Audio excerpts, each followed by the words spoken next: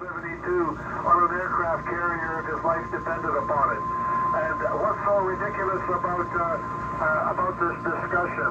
What is ridiculous is all the hecklers and checklers and QRMers with the question, enemies domestic of stupid lads.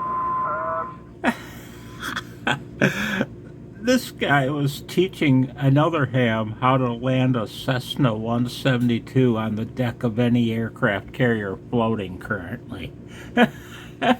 And everything he said was absolutely true. I used to fly a Cessna 172 and a 180, and and then when he finally shut the hell up, someone keyed up and said, "Finally."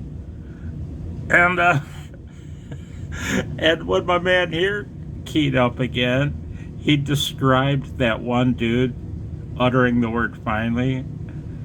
My man here described it as pandemonium while he was listening. If I key up and say "finally," have I caused pandemonium? This is one colorful dude, man. I like him. Yeah, I take back what I said. Now he's going off on volunteer monitors, which I also agree with. But he's just a blowhard, man. He started calling somebody a retard with a T. You know? How intelligent's that? He could have called him a retort, which is an oven used to incinerate human beings when you get cremated.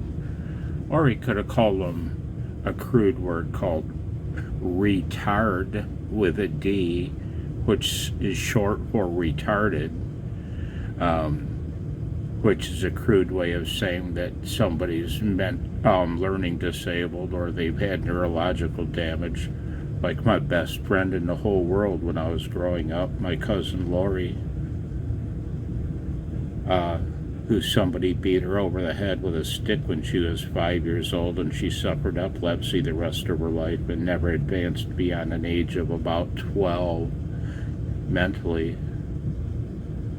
You know?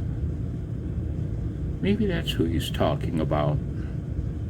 He's an idiot. 73.